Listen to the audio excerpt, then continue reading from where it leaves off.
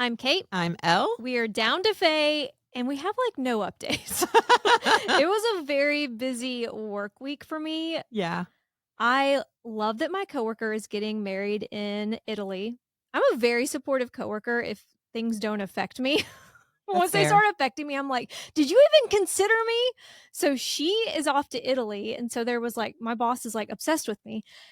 And I had like a pretty funny thing happen. Okay. So I was emailing one person I know well. Like I used to work with her. She's a friend. And at the end of the email, I put, I hope this email kills us both. That was like my sign off. Okay.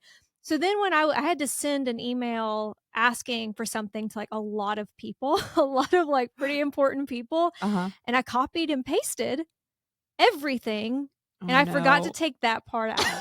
So a lot of people around Nashville got a pretty important, like, hey, I need this information by this time. It was like a serious email. And then I was like, I hope this email kills us both. Oh, no. I mean, it's hilarious. Of course that happened to Yeah. you. So that's Anybody what say happened to me anything? this week.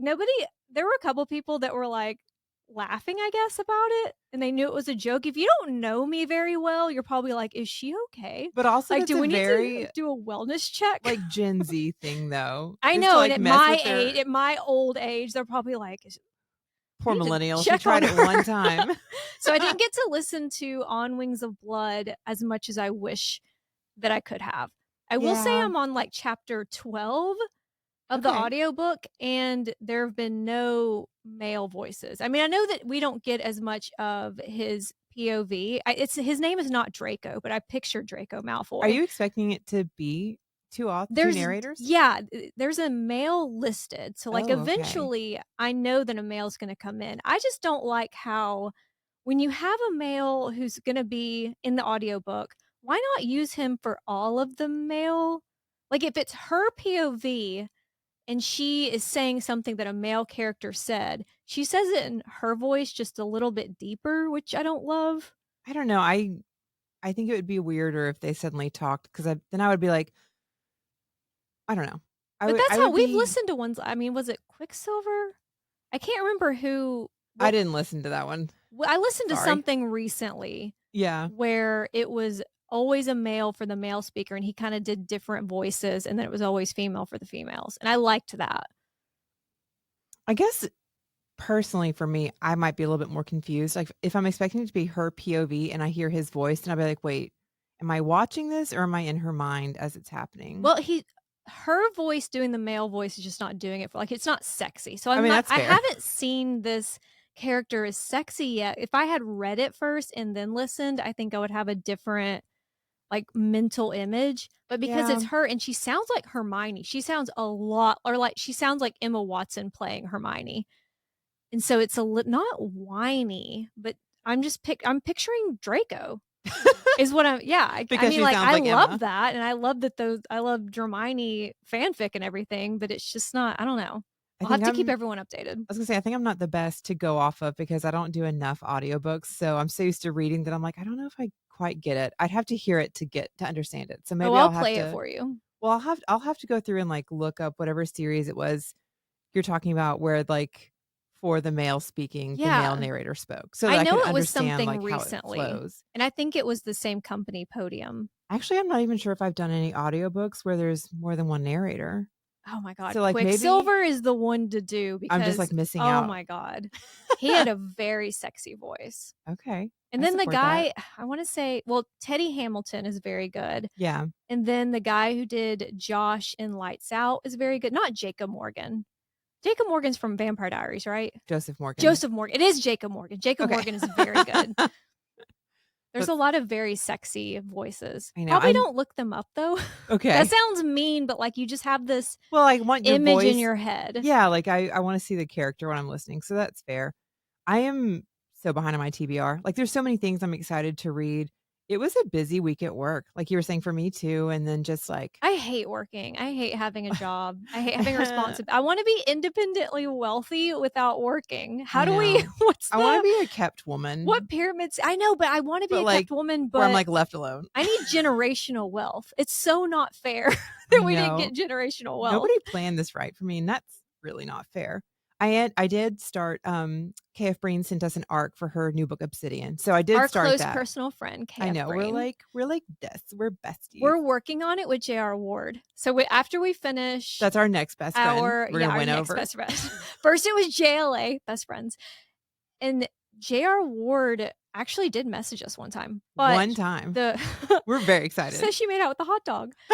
One The time. Black Dagger Brotherhood TV show. So like the first week of June, that's when that comes out. And I want to do a black. I know that everyone's like, oh wow, another Black Dagger episode. We Oh, haven't we done haven't a talked about it enough standalone. yet, We but, haven't done a like standalone episode. So I want to do a standalone Black Dagger. Mhm. And then maybe the next week, like I don't know, a review or something of the TV show Yeah, of Passion. We had to download respectfully. Passion Flix. But you know what? I have been following along on like Instagram and everything, and I followed all of the actors Yeah, who play the brothers. They're very attractive. of course. That doesn't mean it's not going to be cringy, Yeah, but but honestly, to be without cringe is to be free. Like I'm trying really hard not to I mean, cringe these they need days. to be attractive. It's passion flicks, and also Yeah. all I of the mean, the characters name are attractive, alone is so like, ugh. I'm excited for it. But yeah, I've been in my when I've had some spare time, I've been trying to get that arc for KF Brain Yeah, because because she like really wants to know what we think. well, we're still having Bring It On month, so like I'm Mhm. in a KF Brain era right now. Yeah, It's we perfect have timing. Shadow Spell Academy this week and Mhm. then Warrior Chronicles next. I love Shadow Spell Academy. Like I forgot until we were working on this how much I like I know. devoured those books because they're very short, like 300 pages or Yeah, so. It's it's like fast paced. It's YA, but there's so much action, and yeah. I love the way that she describes the trials. So She's like, just so good with like the snark, yes, and like very snarky, very funny. her stories are all very different, but you can tell it's her writing. Like you can Yes. recognize her writing. And then because it's YA, it's a little bit different, but also just you guys will just have to tune in because it's so interesting. And I'm excited to continue to talk about her. I have to not start now because I'll continue to talk about her. I just love like general setup. She doesn't know that the magical world exists. And then, of course, like, surprise, she's not like other girls. And she goes to this school and immediately starts these trials. And it's not trials like, I mean, I love Fourth Wing, but these trials are she walks into a building and all of a sudden it's like a cityscape. Well, they're like mind bending. So like she doesn't even Yeah. know that like magic exists. And then like it's you have to be creative within a certain what's the word I'm looking for? It's like you have to understand whose trial it is and Hmm. then think about what is important to them Yeah. and There's then be like creative within layers. that. Yeah. It's But just like I also thought I was really smart. Like when I was trying to explain the series, I don't remember if it was to you the first time or my sister, but I was like, it is very Hunger Games meets Harry Potter. I thought I was super original. And then I looked up like reviews of it, and that's exactly what like James and Eve said. And I was yeah. like, fine, okay, it wasn't me. I didn't Meets coin that. Mulan. It's just it'll be such a fun series, but yeah, I no just love huge the way updates. she describes the trial. Like, I feel like I'm You there. can really visualize it, Yeah. which that's a thing when reading series. Like, even if you're not gonna give me super deep world building, I need to understand what's happening Yeah. around me. Because we don't get as much world building because her world is very confined to the school. Yeah, she's Well, to, learning like, about it. Texas because she's, like, a Texas rancher, and then to the school, and so there's not as much world building. Well, you learn about it as she does. But you get, like, a lot of I love I don't know what you would call it, like, it's like the Fellowship of the Ring, like, I love a The group. camaraderie? Yeah, like a group of people of different backgrounds and species or whatever having to work together and then, like, forming a bond. Yeah. I love whatever you call that. It is I mean, it's bonding. She, like, draws them to her and, like, they become like a little unit, a little family. And then there's multiple I mean, she's not fucking anyone, it is YA. There are boners. They do discuss that somebody's excited to see her, and they talk about She boobs, just doesn't do anything with those boners. But but so you this have to write it in your head. You just have to, like, finish yeah. some of it yourself, which Ugh. is fine. I do that anyway. The stories are fun enough that, like, although I could really use a little bit of spice, it's okay. You're so excited to keep reading and see where it goes. Well, especially coming off of deliciously dark fairy tales where I know he's, where it's like, so literally smutty, and I'm like, "Girl," I mean, it's like, so smutty. I don't even know if I talked about it during, the episode for, oh shoot, what was the first Cage one? of Crimson? No, No, Ruin of Ruin of Roses. Roses. There's definitely a whole squirting scene that I was like, "Wow." Like, it's fun to have a smutty little palate cleanser, and then it's fun to have, like, action. It's not I 'cause like that she has so much what's the word, like, variety? Like, Yes. there are all kinds of options to read about it. It's not like she only writes this type of book, you Well, know? she has a very particular it's like because there's a trilogy, Shadowspell, there's 3 books that she was involved with, and then 3 after that K.F. Breene was not involved with, and it's the other author. But she kind of did that, like Demon Days, Vampire Nights, it's like there will be 3 books about this person, 3 books about this other person, same world, She and then does you things kind in, of like, sections. yeah, I think that's really interesting, but I like that because if there's a world that I really like, I wanna explore different parts of it, I and know. that's a good way to do it, and I would love for there to be future books in Shadowspell Academy. I don't know if we will get any more, but Yeah. So all that to be said, I've been, like, full, like, KF brain up to my eyeballs in the past week, in a good way. That's my real update. for people who had no updates, I we know. talked a lot. I really, like, took a turn on that one. Well, we're going to pick up today in Empire of Storms, chapter 20, with Rowan and Dorian's arrival in Skulls Bay. They are such an unexpected duo, I love and I it. love them, and it's been, like, 3 weeks. Because we're doing the tandem, there'll be a stretch of, entire weeks we're not talking about characters. Like, this week, we don't get any Aelin, like, Ye any Aelin POV. Yeah. So, I like to imagine, though, in this time where they were on the boat, Dorian and Rowan, that is when they figured out who's top and who's power bottom. I mean, that boat was, rocking in my I dreams. mean, and they're, like, not even on a good boat, they're just on, like, a little Like, literally like a little skiff. yeah, with how sunburned I would be? That's how I overthink everything. This is a fantasy book, but I'm like, sunburn, no water, Oh my like, gosh, what are we eating? Is what are somebody we catching eating? fish? Nobody has fire here. Well, I mean, technically Someone's Dorian, gonna have to eat that if he doesn't know ass. okay.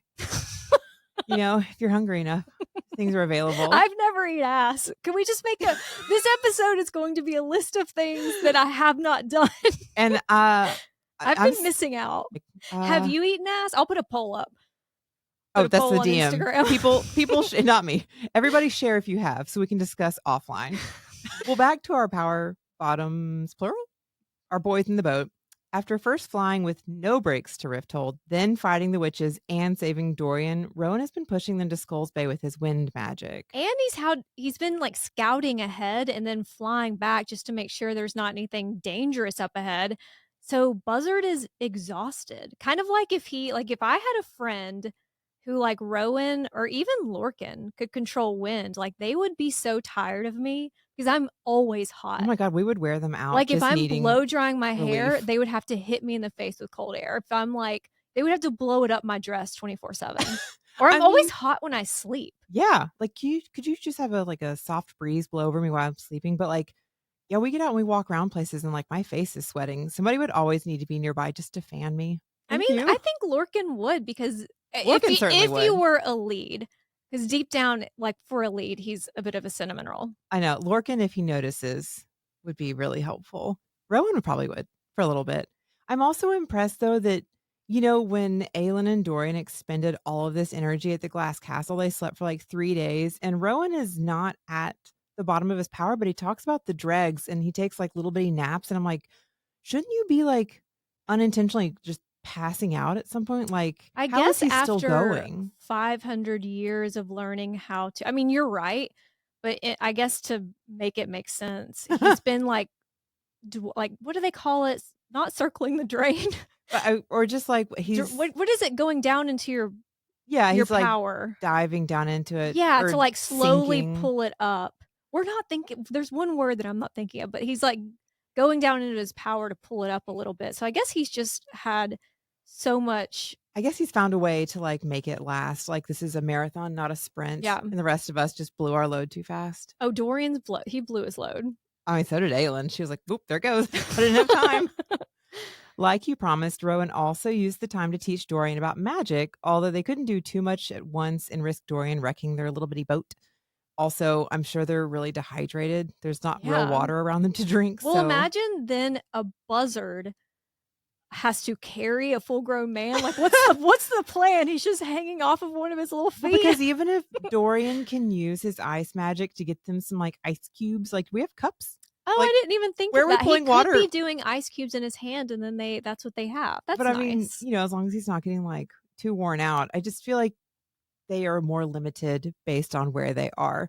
But they mostly focus on his ice magic, summoning a ball of frost and letting it melt over and over again. Well, I think it's important to remember, like you said, how tired Rowan is, and he's still finding that patience to teach Dorian. He has to be so worried about Aelin too. Yeah. You know, like everything that's happening around them, he's still found a way to like not section off his mind, but Mhm. like put it aside and like Yeah. focus to help. And they also came up with a plan during their time on the boat, and instead of kicking down the door to the sea dragon, that would be like the way Aelin would do it, they're gonna be a little more subtle. Just 2 gentlemen who are nothing like Selena. We don't even know her. Who are you talking about? Quick refresh on Aelin's history with Skulls Bay and the pirate lord Rolf. Selena and Sam Cortland were sent to Skulls Bay by Arabin Hommel following the murders of 3 assassins by pirates. They thought that they were there for revenge, but they were actually sent there to broker a slave trade agreement between Arabin and Rolf. Selena and Sam hit him with an Uno reverse, and they freed the slaves, destroying most of Skulls Bay, Rolf's ships, and the giant chain shipbreaker. They did all that in the process, but that's since, like, because Rowan sees that and is like, oh, that's the big famous shipbreaker. But she also forced Rolf to sign 2 letters, one to Arabin killing their deal, and the other stating that Rolf himself was out of the slave trade business and that Skulls Bay was now a safe haven for escaped slaves. So, like, Selena and Rolf did not end on the best terms, but Rolf doesn't know Selena is Aelin. But also, I remember when we read that in Assassin's Blade, I was like, he is not gonna like stick to this. Like, you are not gonna Who's going to suddenly, enforce that yeah. this is now a safe haven for Yeah, I She was thought the like, same what? thing. I forgot, like 16? Like, what are you gonna do? Like, you think Airbend's gonna let you just come down here to make sure that Right. it's been enforced? Like, okay. So it is impressive when they roll in to see, I guess, the way everything has been kept up and like the new towers. But that is also when she does this, she goes back, gets the shit beat out of her by Arabin, and that's when she goes to Inish and meets Irene and then goes to the Mute Master. So it's like without this happening, everything that happens in Skulls Bay, she never gets the shit beat out of her by Arabin. She never gets sent to the desert, so she never stops in Inish on the way to the desert, and she never meets Irene, who never goes to the southern continent. You know what I'm saying? Like, it's Yeah. just crazy. Tower of Dawn, if it existed, would look very different without this step having happened in Skulls Bay. Yeah, who would be? I guess it would be Haviza I that mean, would be healing him. Hafiza was still the healer on high, and she has the ability to do it, but I think the emotional, healing that Kaol Yeah. needs, there's no telling how that would have gone about. So, as we were just explaining, Rolf does not know that Selena is Aelin yet. Yes. In Era of Fire, we learned that General Narok and the Vogue had taken over Skulls Bay, but Rolf later reclaimed the Dead Islands. And there's more to Rolf than just being a super successful and very attractive pirate lord. He has a moving tattoo, or it was when we met him in Assassin's Blade, it wasn't moving because magic had been banished. So going into this, you don't actually know if the tattoo is back working, but it's on his hands and it shows him enemies, storms, and treasures, which is why he's been able to become pirate lord at such a young age. Like, he is 28 in Assassin's Blade, I think, so he's around 30 now. I think he was more like 26. Is that right? I thought he was 30 at this point. I know Aelin made him seem like he was much older, but at this point, Well, to her, when you're a kid, isn't it crazy when you go everybody look back and think about who you considered adults and now you're that age and yeah. people ask me like, "When are you going to have a baby?" And I'm like, "And I'm be a a teen mom?" exactly, I'm a child bride. What? I'm just a baby. But yeah, it's like when you go back and think about like your teachers and people that you thought were old when you were younger, it's like, no, they were actually just in their 30s. I So I mean, he's wonder, also spending a lot of time outdoors, so he might look a little older than he is, to yeah, be fair. But yeah, because at this point, Aelin's 20. they probably don't have sunscreen. There's a lot of things that are Men are different for so them. stupid about sunscreen too. Like, if someone doesn't directly put it on them, it's like they think that the sun's not good. They're too manly Men to get considering sunburn. skincare at this point is a very new thing. Very new. We'll get more of Rolf's backstory, like how exactly he got that tattoo and his heritage in this book. Just some cute little blackmail to come.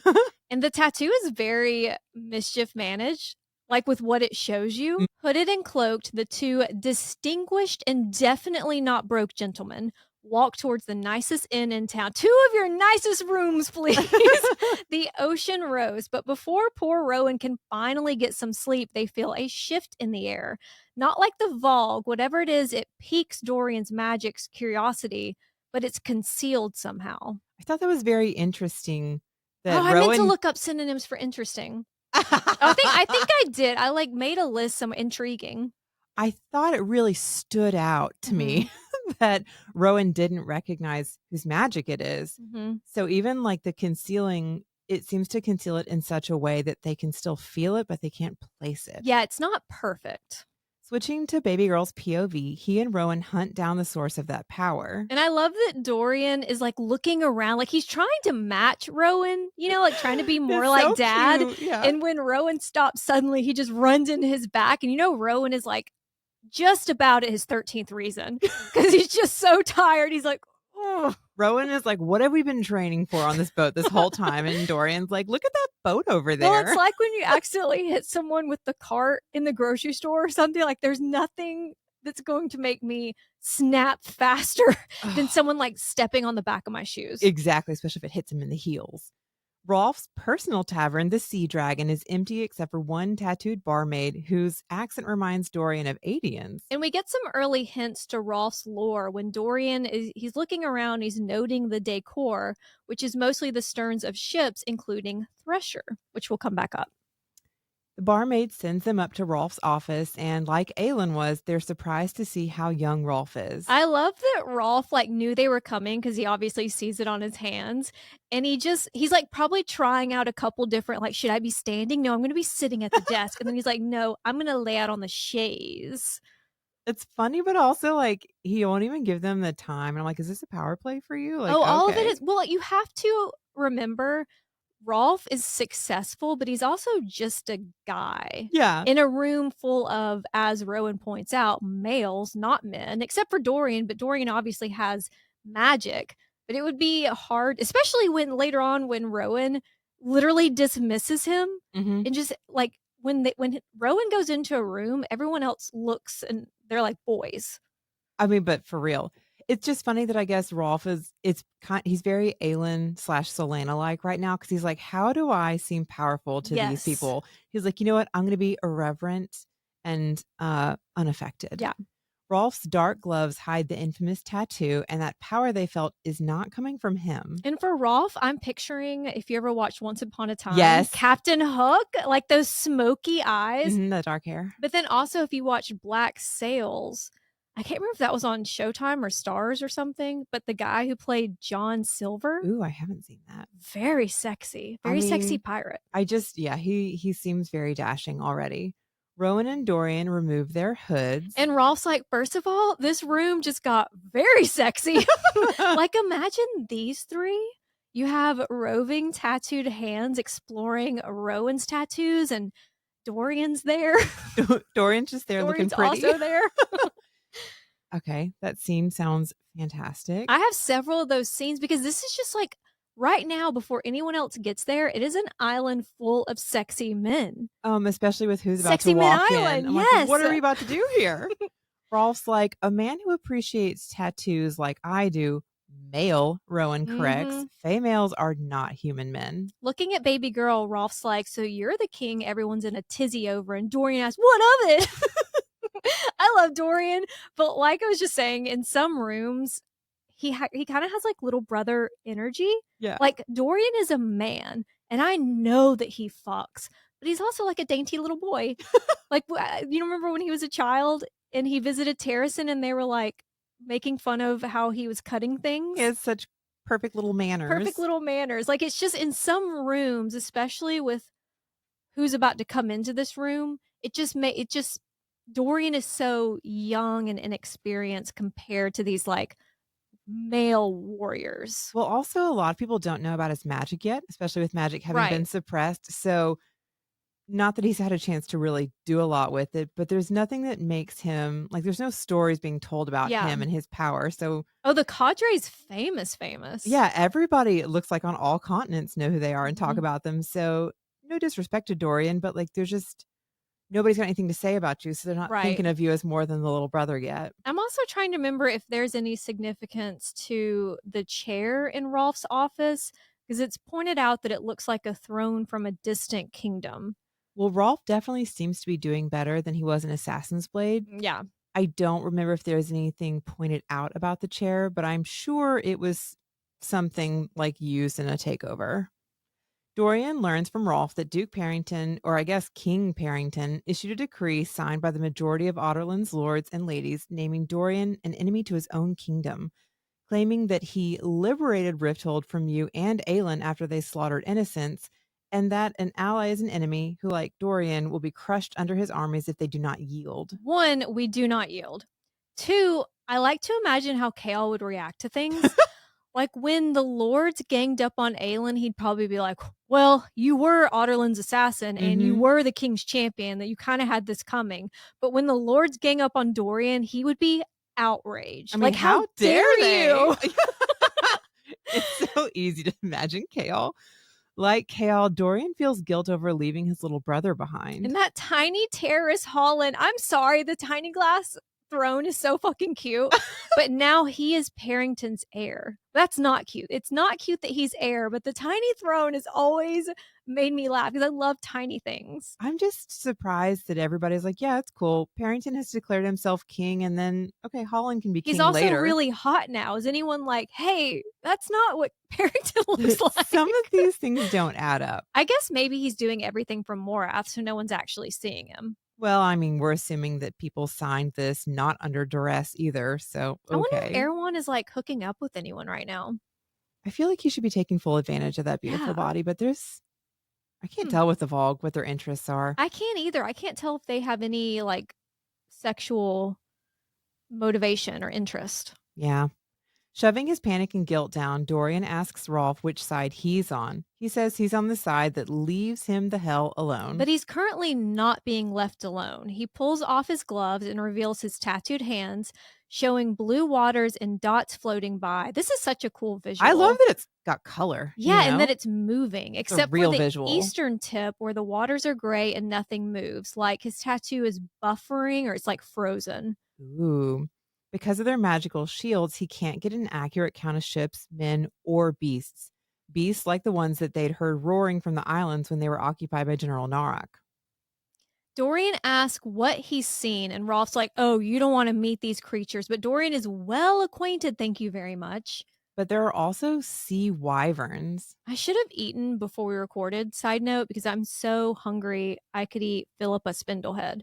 What? But the wyverns are like the witches, what they ride on, but they're sea wyverns. So they're bred for naval battle. Corruptions of an ancient temple, half the size of a ship, faster than a dolphin with a poison tail.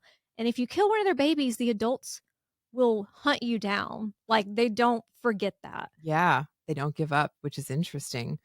Rolf and his men, I just said interesting again. Also, it's kind of sad. I need to have a list of like I need to post a list of things not to say, and it's kind of and this reminds me of it interesting.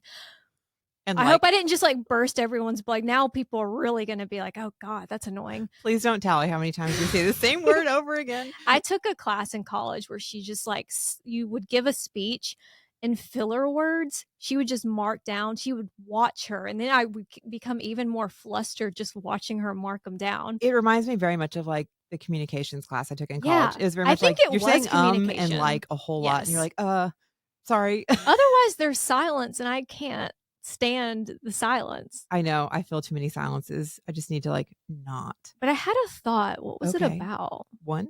Dolphins? That can't be it. Oh, I do. You know, there was a woman who was What would dolphins have to do with anything? well, there was a woman who was a dolphin trainer, and the dolphin became like sexually interested in her. Huh? And I think that she would jack the dolphin off. And then when she left, What in the world are we talking No. about right now? and What? then when she left, he was so distraught that he like committed suicide. Or he W- was, like, really depressed. Kate, what the The fuck? dolphin. What is going on? Where did that That come wasn't from? my thought. That was, like, a thought of oh, I know what I was thinking of. Why? Oh, wait. Where? What? Where did you read this about dolphins? Like, I don't know, but look it up. It's true. I don't want to you Google can that. I don't like, need that in you my Google shouldn't fuck history. a dolphin, obviously, I'm just saying that people have. I think she just jacked him off though, and so he would, like, come up to her like, Oh, you know what? Oh, "I'm ready." okay. That bleh. Nope. Okay. But I was thinking like, the sea wyverns, when you kill one and, like, the parents are alive, they get really upset, which makes you it's like the little stone babies the Vogue were impregnating the witches with, Yeah. and you're like, you want them to die because you're, like, assuming that they're evil, but it's also sad to think, like, these sea wyverns have the capabilities. Am I making any sense? Yeah. I kinda, like, have really gone off Well, the because deep there are end after the some dolphin. species of animals, obviously wyverns, like, they're real, but there's some species of animals that, like, they have a lot of babies or a lot of eggs expecting that some will die, and they're not as protective, but Mhm. these wyverns are very much like, "No, that's mine," Well, it and they makes won't you forget. I know that where they're the enemy, a lot of them are, but it also makes me kinda sad. Well, there's clearly more to them than they're given Yeah. credit for. And we'll never know if those babies were actually evil or if they were just very ugly. We don't know these babies, Kate, No. but I don't care about real oh, you're babies. talking I about the don't know. babies down in, like, the dungeons, yeah. Yeah. Yeah. I do have I don't know. It's just interesting. It's not interesting, I don't wanna actually. be I sad don't about care. them, so I'm gonna pretend that it I don't know. Rolf and his men killed most of the Vogue, leaving only 4 men of his crew left alive, and they reclaimed the island. Like, wow. Wow, 4. Some of his that's enough for a circle jerk. Some of his men That's all were that's left, captured. though. That's crazy. Some of his men were captured and returned wearing rings. So Rowan tells Rolf about the Vogue, their princes, and Parrington, aka Erewhon. Rolf That is so much to take in. Like, I know that Rowan probably has, like, a practice speech at this point, like, everyone has their little spiel of what they yeah, I mean, like, Rolf clearly knows some of it, though, like, he could tell a difference, yeah, he could but it probably in some way comforts him that there wasn't more he could do, and he's getting a better understanding of what it all meant for them. because he does seem to care about his men, and he cares about being pirate lord, not just because you get to be, like, rich and successful, but it's like he takes that title seriously. Yeah, they are still his people and looking up to him for guidance and protection. Rolf asks how Dorian survived his possession because they tried cutting the rings off, but the men were gone. And Dorian says he doesn't know, but I have to imagine a lot of it was Athrel's ring, Yeah, right? well, this goes back to when Aelin was trying to figure out what she could do to help Dorian, and Cal was so mad, and we were mad that she wasn't looking up other options to save Dorian, but it kind of vindicates and validates what she was saying, like, Right. like, it would be very difficult to get this Vogue out of you regardless of having the ring or the collar 'Cause gone. it's not I think that they're trying to position it like Dorian had this inner strength. He really gave up. Oh, Like, yeah. Dorian had given up at that point. He wasn't fighting at all. I mean, and Dorian doesn't wanna make Rolf feel like his men were less because they couldn't survive it, but, like, Yeah. Dorian, you also didn't. Your dad may have protected you a little bit, but he was keeping you around for something, so it's not like Dorian Mhm. did something different Right. or, like, that set him apart. Rolf's like, "But that's over now. I'm Pirate Lord of Skull's Bay It's again." good. We're all good. How long did you think Parrington and the Vogue are gonna let you remain Pirate Lord, though? And his counterpoint is, "What will holding the Dead Islands do against the might of Morath?" And I think it's Two Towers when Theoden says, "What can men do against such reckless hate?" Mhm. And we get several scenes like this in Tower of Dawn, like when Irene sees basically Mordor inside Chaol, and then when Hussar is showing the map with all of Parrington's forces, like shit looks bleak right now. So it takes so much courage to even try. Like Because I wouldn't even try. even if you're successful, at what cost? Mhm. And then now you're seeing that it's an even bigger problem ahead of you, It like, seems insurmountable right now. yes, it would be hard not to feel a little bit defeated just overall looking at it. Holding the Dead Islands will at least give Dorian and Aelin's forces a place to wage a battle from the seas and where fleets from other kingdoms, other continents can stay, hopefully. I love how much like trust and faith Dorian has in Kale. They are the real love story of this series because Dorian does not even he's not even entertaining the idea of Chaol failing. Like he is assuming I sent Chaol to Antica to get help and to heal and to get help, and he's gonna do those things. I mean, Chaol kept fighting back against the Vogue even when he wasn't in the castle to help Dorian. So I don't think Kale would be somebody to give up, but also like if Dorian wasn't front and center, would Kale try as hard or would he be more defeatist? Because Kale, man, he's like ride or die for He Dorian. is. And I love that for them. Rolf doesn't think they'll help. Like they didn't come 10 years ago, and the latest news is not going to help either. That's when Rolf gives a signal and two golden haired males appear in the door. If you thought this room was sexy before, two very hot new bombshells have entered the villa. I am so hungry, I could eat Isaac Hale right now. But Fenris and Gabriel have entered the chat, aka Kitty Cat Friend and Adian's father, and they have very different approaches to the situation. God, I love Fenris. I love I'm so Fenris. glad that he is officially in our story so I can talk more about him. If I could choose anybody to fuck out of this group, Fenris. Really? Yep. Wow. Oh, yeah. Over Rowan, Dorian, Adian, I mean, maybe we'll make it like a Fenris Adian group thing, but Fenris is like the OG Adian because he's older. So Connell, and Fenris would be kind of fun. We don't love Connell, but Connell just doesn't in seem like there's a theory, lot going on there, no. respectfully. And I love that he opens with making fun of Rowan's haircut, and Rowan's like, "Don't make fun of my hair," and throws a dagger. And I gotta say, I prefer longer hair too. Like when I look at fan art of Uh-huh. Rowan, I like the longer hair look. I mean, Oh, I know that the shorter shows off his face tat, but I think I prefer the longer hair. I'm some guys can be hot with long hair, but, like, when I see, like, the art that's the shorter hair, especially with the chiseled jaw, I like the shorter hair. You know, I haven't seen a lot of Gabriel fan art. Yeah.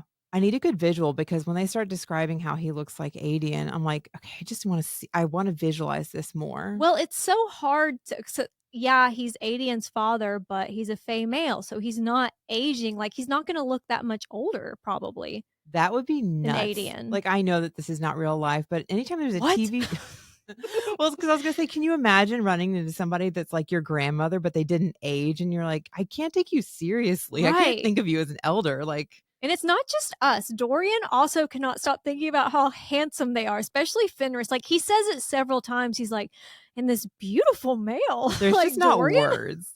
I mean, I think that is so sexy. It's also, like, the attitude Mhm. and the sense of humor I and love a funny guy. Like, it's if he's sexy and a 500-year-old Fey warrior, that's great. I love a guy that can be silly. yeah, he just doesn't take anybody seriously enough, and I love that. It makes it so much more fun. We did briefly meet Fenris and Gavriel in Air of Fire when the cadre joined the fight against the Volg at Mistward. And Rowan has not forgotten that they just ran right by Aelin when she was holding the darkness at bay by her damn self. But I do think Gavriel, like, stopped briefly and was like, "You good?" And she was like, "I'm not good." And then he was like, "Good luck." Yeah, he gets a little bit of credit for that, but that's about it. The last that we saw of them was in Doranel when Maeve broke the blood oath to Rowan. But they, like Lorcan, are still blood sworn to Maeve. Fenris gets hangry, so they sit down for lunch, and after some Which banter, Dorian is trying not to smile. Like when they're going back and forth and Fenris is being funny, he's like staring at Rowan trying to match his freak. Like my therapist, ChatGPT, says that it's called emotional monitoring and that oh, it's a trauma response. Like if you've been around volatile people like the king, you would always be monitoring their mood, like waiting for the next outburst. But I also think baby girl might just be an empath because he's just so I don't know if I'm projecting about emotional monitoring I because I think think I do that. all of that is very possible, but also Dorian is now in charge where he hasn't been before, and so he's looking to Rowan as like a solid fey male, and He like is his mentor. everything Rowan does, he just seems very adult. Like he Mhm. knows what to do, he knows how to handle it. So I feel like Dorian is also trying to emulate that so he can figure out how to move forward in this because it's a new role for him. Everything in his life has been turned upside down and now he's in charge. Like he hasn't had time to breathe. It would be hard to be in a room with 500-year-old male warriors. They're not just warriors, but they're famous, they're successful, like they're like the top of all of the Fey males, and it's like you're what, in your early 20s, Uh-huh. you have been running away from being a prince your whole life.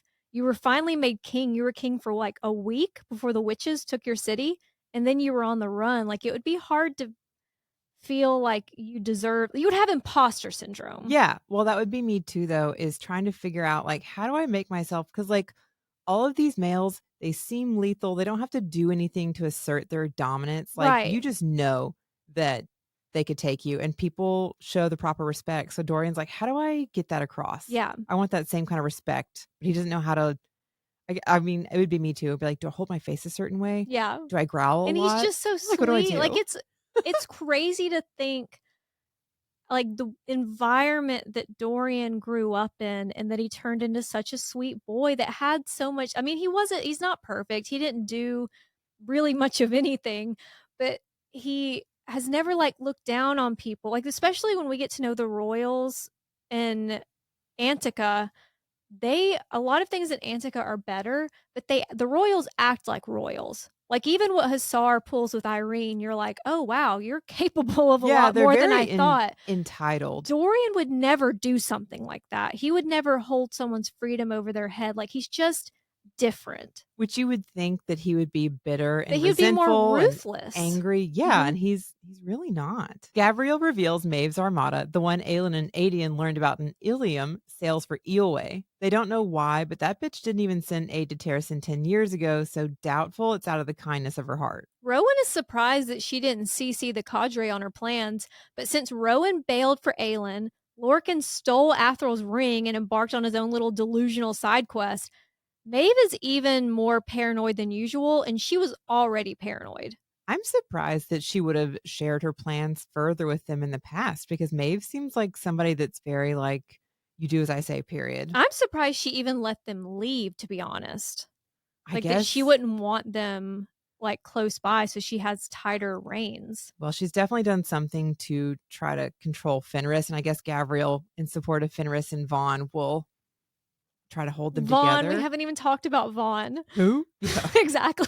Rowan wants to dispatch messages immediately. These males may be pretty, but they aren't dumb. Like, if Rowan and Dorian are here, then Aelin is on her way.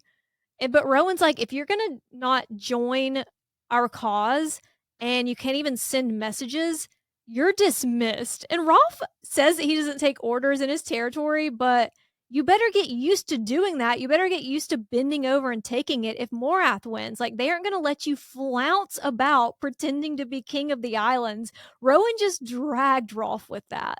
I Because mean, he let him believe, like, okay, you're the king of this little island, and he was like respecting that, but the moment that it's like, oh, you're of no use to me, then, like, good luck. you got nothing, sir. The after party, minus Rolf, because he was dismissed, moves to Rowan and Dorian's hotel room. Like, just picture it. We have a hotel room, there are candles, it's pointed out that there's candles, there's rain hitting the windows, you have Gavriel, Rowan, Dorian, Fenris. Fenris's tongue, which he's been told by lots of women is his best feature. Mhm. I've always wondered what would have happened, like, alternative?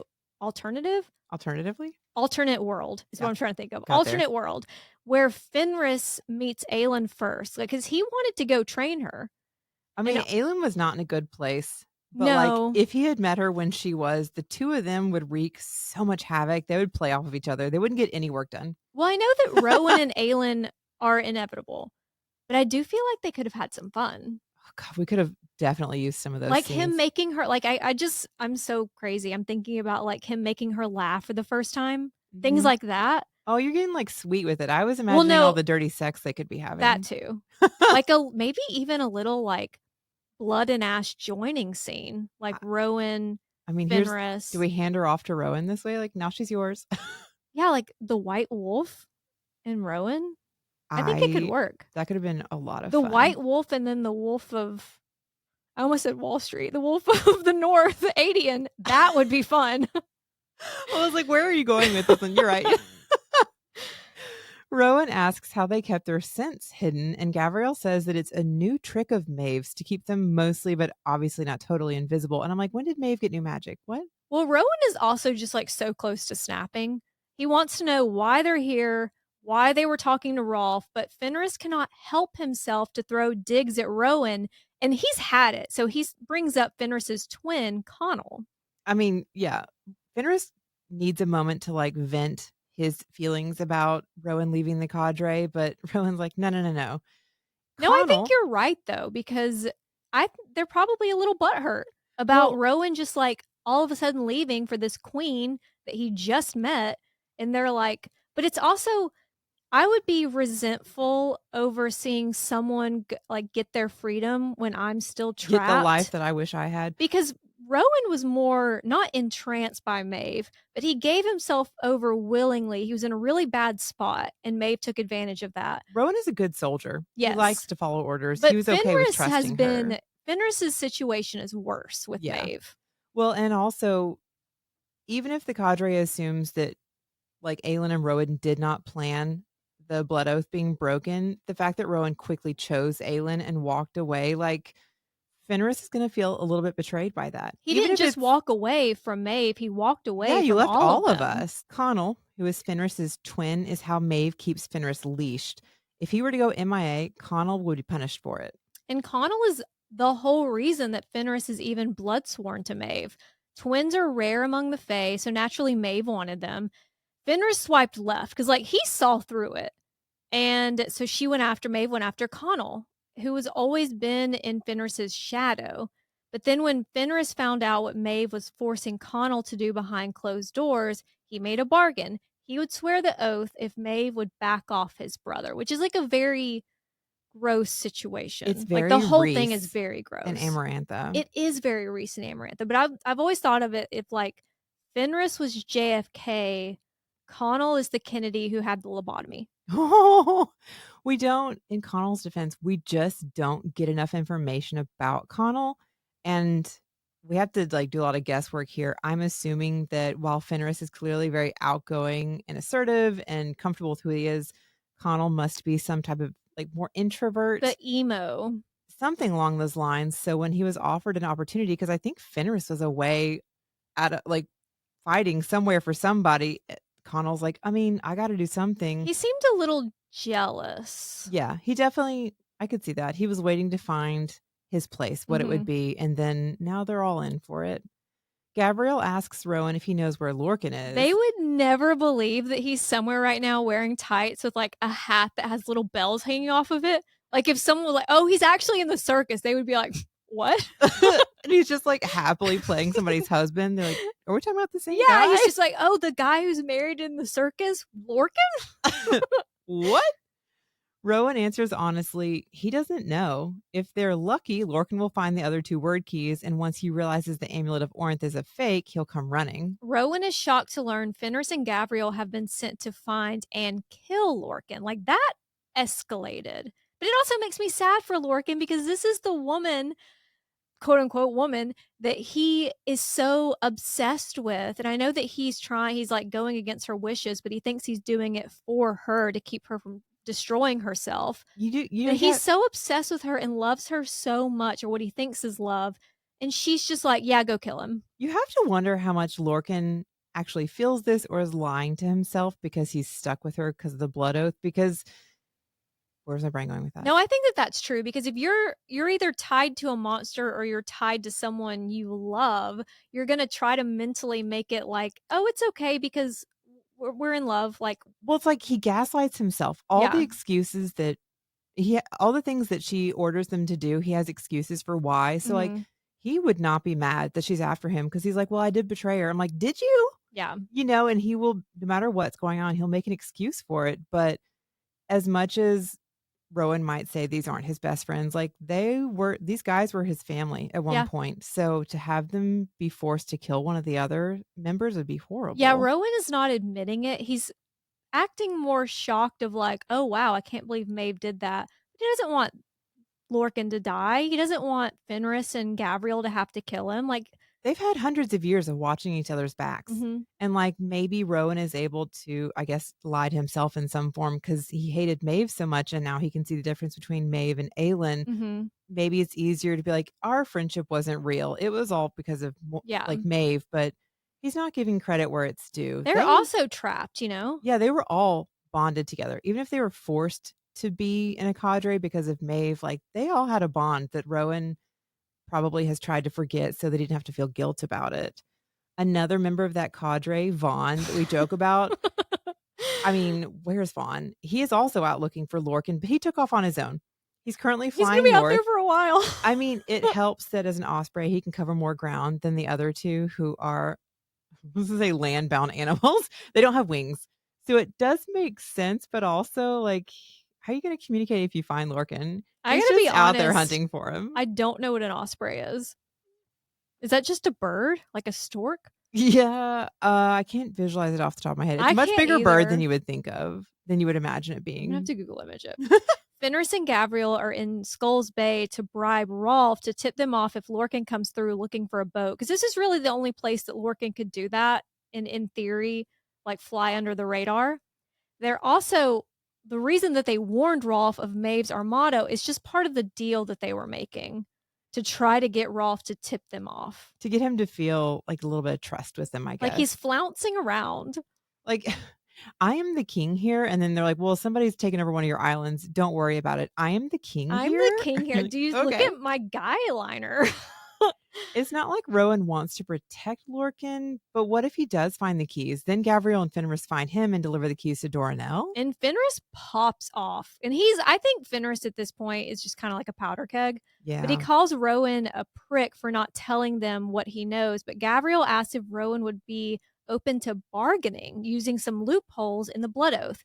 Because Maeve didn't say that they couldn't bargain. She also didn't give any sort of timeline. And the farther you are away from the person, the more loopholes you can find. It's like the The blood whole oath, it's like her hold on them loosens a little bit. and you have to be very specific in the wording. It's very typical Fae in any series, like, whenever they Their make bargains, bargains, like, yeah. there's so many double meanings behind all of their words.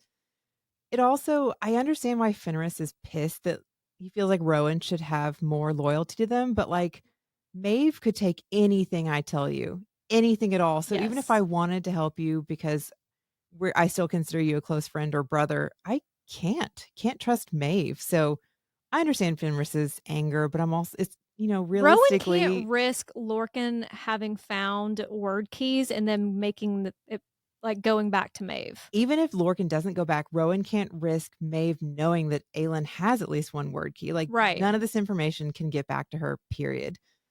However, Lorcan's path will eventually lead to Aelin, so the deal is Fenris and Gavriel will help Aelin win this war against Erewhon. And Maeve did at least tell them the truth about the Vogue Oh, King. that's That good. yeah, that Parrington is Erewhon and they know about the Vogue. But Rowan's pitch is it's not just about this deal we're about to make. It is a chance to do the right thing, what we should have done 10 years ago. And to Gavriel, he adds, if you don't fight, you doom your son to die. Gavriel, he had no idea that he had a son who was on his way to Skulls Bay with Aelin right now. Dorian's also just now putting it together because he's like, wait a minute. You do look kind of familiar. It was a gamble telling them. And didn't the last time that they talked about it, Rowan was talking to Aiden and he was like, the ball is in your court if when you want to talk about your father or talk to your father. I know, and now It's he's like, like, whoop. "Oops, sorry, I started that. Please forgive me. Hopefully, Adium will understand why." He just couldn't risk Maeve finding out first and scheming to take the power He bottom. also needed to get their attention, which is a little emotionally manipulative, but this is war. Mhm. And this is where the chapter technically ends, but in my head, the fanfic that I'm writing, they're isolated in a hotel room on a stormy night, candles, emotions running high. Like, are these men working hard or hard while working? Hey, I mean, what else you guys gonna do to pass the time? That had to have, and you're telling me hundreds of years you've had all this time where it's just a group of really sexy men. Well, how many I've forgotten what it is. Lorcan mentions how many times he and Rowan, like, were out fucking and fighting together. Like, Yeah. they like to wind down after a fight, and you're gonna Well, try and like tell you're me doing all that fucking and fighting and like one you don't know one hole from the other and all of a sudden you're fucking your friend. well, what if you guys have a big battle, but it's real rural, there's nobody around? You trying to tell me in, like, the excitement, there wasn't, like, Mhm. even just, like, a friendly jerk? Like, come on. Well, it's like the how men go on those not ships. What is it when they like go out for oil and stuff? Like Rigs? rigs. You're telling me y'all aren't fucking? I don't believe it. Oh, I bet nobody said that. You guys gotta spend the time doing something, come on. Switching our focus to Tower of Dawn, Kale is staring at his moving toes in He disbelief. cannot stop moving those toes. When Irene found Kale in that darkness and threw her light out, she essentially let the dogs out. What's not interesting, what's curious is when Irene first went inside Kale and saw the darkness, Kale was like, "Do I even have an injury?" And she said that, yeah, there's a spinal injury. She just couldn't get to it. So it's thought provoking that she was able to get his toes moving just by blasting the darkness away. Did that make any sense? Like, she made it seem like it was going to be a two-step. I have to get the darkness away, and then while it's away, I have to work on your spine. But his Right. toes are moving after she just blasted. She's made some progress into the center of whatever is going on. Yeah, like, regardless, it was progress on a few different levels. Like, his toes are I hate saying toes so much, it's such an ick. Men it should be illegal for men to have their toes out. But he also shared vulnerabilities with her, like his hopes and his fears and, like, what he feels guilt and shame over, and she told him about her mother, so it's almost like this is the first time Kale and Irene are meeting each other. They're being more honest with each other for sure. Like some of those guards have come down on both sides. Well, and the fact that his toes are moving, it's just further proof that, like, the emotional and physical healing, those are connected. It's a very I was about to say the word interesting. I apologize. It's a very Cool. uncommon injury because she has seen spinal injuries, and then she has seen injuries made from magic, which understandably Kale's like, "Is anything actually wrong there?" But they're so intertwined Mhm. together that any progress with one will affect the other. So she can't just go in and heal his spine Yeah. because the magic is so wrapped up in it, but each little, I guess, millimeter that she can gain with the work she's doing, some of his physical changes will reflect the work. Well, it's almost like the more she does, it's like it's working its way up. Yeah, it's or like down or because in my mind, I just visualize it being a very small area that's affected. It just Mhm. happens to contain a lot of the nerve bundle or something. Yeah. But each little millimeter that she can get ahead, you're starting to see the change because it like works its way up in him, starting at his toes. Mhm.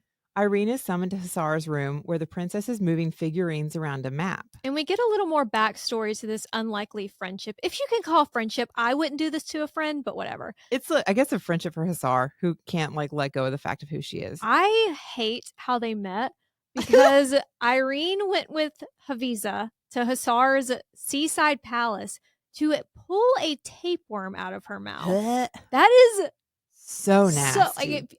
just Blech. like, speaking of graphic stuff, if you haven't watched The Pit on, I don't know what they're calling themselves, HBO Max, I think they're HBO Max again.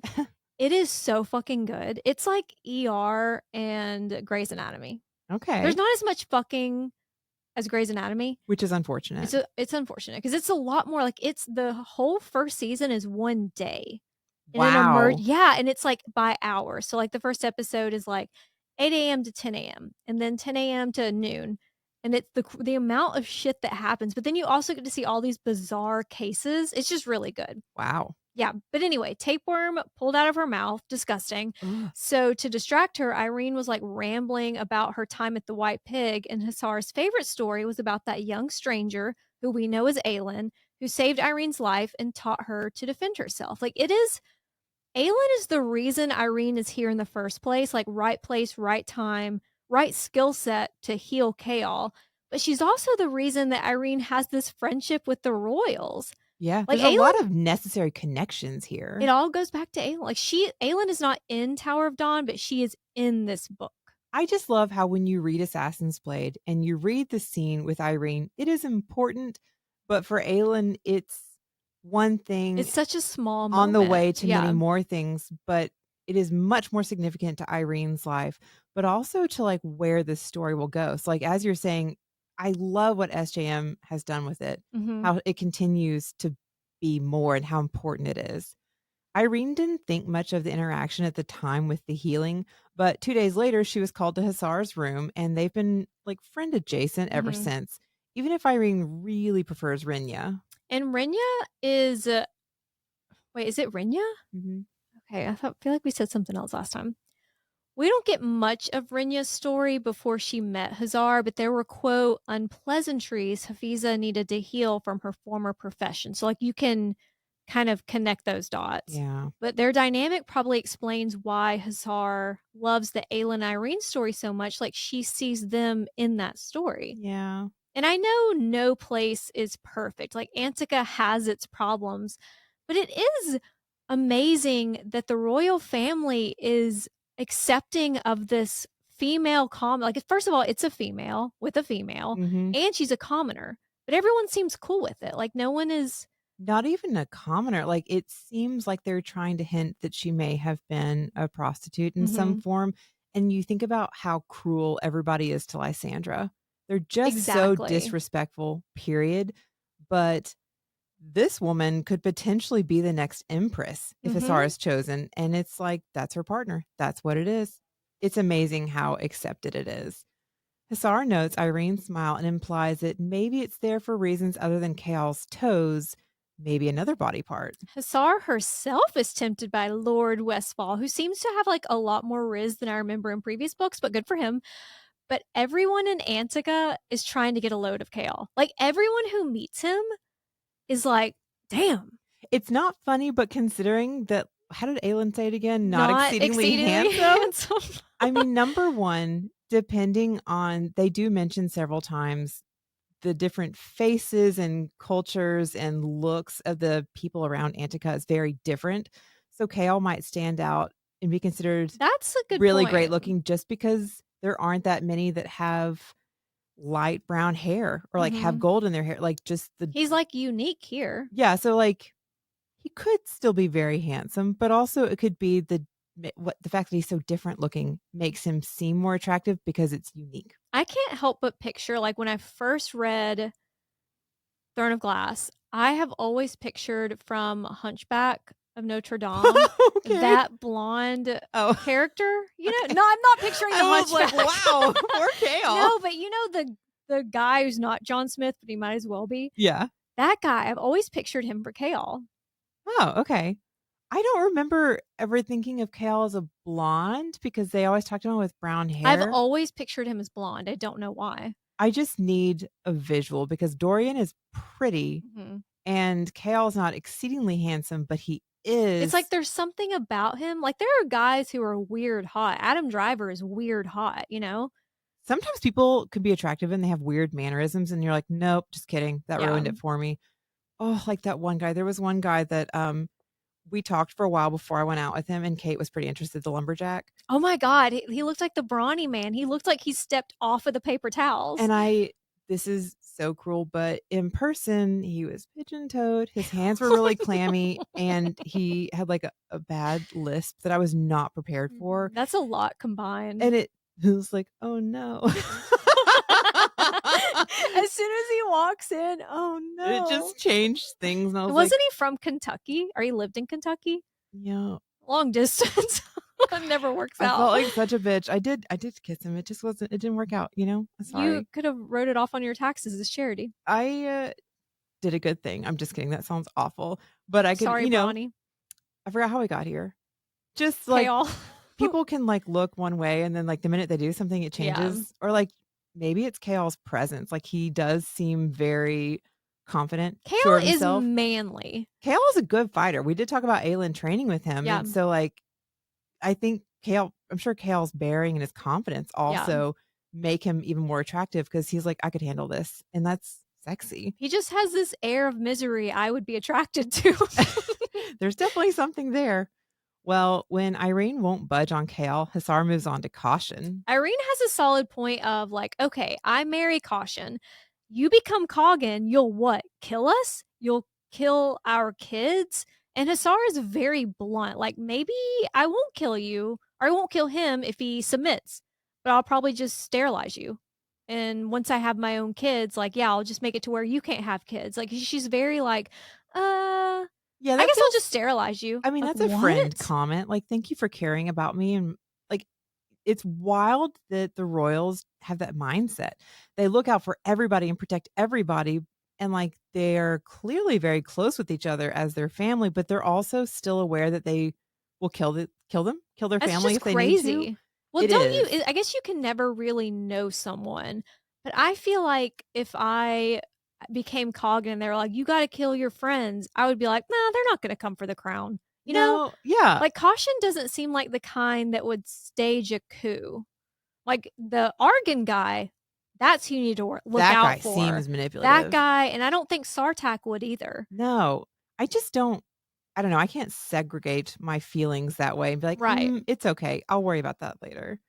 Speaking of, Irene asks how they plan on producing offspring, but Hazar is basically like, none ya. Nanya. Honestly, I thought it was brazen that she brought that Even question up. asked, yeah. Like, Irene doesn't not defer to Hazar, like, they are friends, but that does seem like a line that I'm like, I don't know if you should cross that one, and she just asks. Well, if the person like, if she were like, "Yeah, we're gonna use this person," now that person is in danger, like your surrogate. Sure, but anytime somebody, especially if they're in, like, a same-sex partnership, is having a baby, like, just because you know that they may or may not have been able to produce it themselves, like, it doesn't feel okay to ask Oh, that, so and Irene is just so blunt that I'm like, if they wanna share it, that's one thing, but my coworker, as you know, had a baby on her own, and she was telling me, she was like, "I'm scared that people are gonna ask who the father is, and I'm just gonna have to be like, there isn't one, but it's like a long story to try to explain to everyone, like I picked him out of a little book." So I was like, "No one's gonna ask that because that would be so tacky." Like, if I heard someone's pregnant, I'm not like, "Who's the dad?" I mean, like, what if it was a one night stand, and I'm rolling with it? What Right. if it just So then it's a lot to ask. she is with me and my boyfriend, and she's like, "I gotta tell you, I'm pregnant." And what is the first thing he said? "Who's the dad?" I was like, "Are you kidding?" I had just told her, "No one's gonna ask that because it's so tacky." And it flew out of his mouth. So I was like, "Well, I guess we need to be prepared." Maybe people are gonna ask. need to have some sort of answer prepared, I guess. But yeah, I was when I read that, I was really surprised that Irene felt comfortable Mhm. asking. Of course, Hasar's like, my dad knows, that's all that matters. Right. The conversation pivots to the murdered healer, and Hasar promises to behead whoever hunted Irene. Which is the only way to kill what hunted Irene, like, Hasar doesn't know it yet. She's just Hasar is a very interesting character, like, she was just talking about sterilizing Irene, like, she's about to blackmail her, but she's also loyal. She's also so angry that someone was hunting her friend. It's just, Yeah. like, such an interesting dynamic. It's one of those moments you're like, Hasar, do you hear yourself? Right. Does this make sense to you? Well, that's what I'm saying, royals are always so disconnected from reality, and that's what, again, makes Dorian so special. Seeing the opening, Irene asks if Asar is concerned it might not be a coincidence that at the same time everything is happening in the north, there are now enemies in Antica. Hassar directs Irene's attention to the maps, specifically to a line of black figures stretching like a wall across the continent, Duke Parrington's armies. To the north is one small cluster representing Terrason, and in Otterlander, just a lone baby girl, Just just a lone alone. little baby girl figure. They don't even know if Dorian is alive, but even if he is, he has no army and no monies. The gold figure, Aelin Galathinius, is also unaccounted for. The latest news reported she's not in Terrason, but maybe Kaol would know. He doesn't, but maybe. Asar pressures Irene to see what Kaol knows. Hassar doesn't totally trust Kaol or Nezrin or Aelin, which I do understand. Like, how far are they going to go to convince us that we need to get involved in this war? Like, are they going to kill a healer? Is Aelin about to pop up and set everyone on fire? Because she has just had the worst PR lately. She's like a wild card. Hassar asks what Irene wants in return for the information, and when Irene says that she has everything she needs, Hassar makes a thinly veiled threat that she's not going to let Irene leave. I seriously could eat Amber Mavis right now.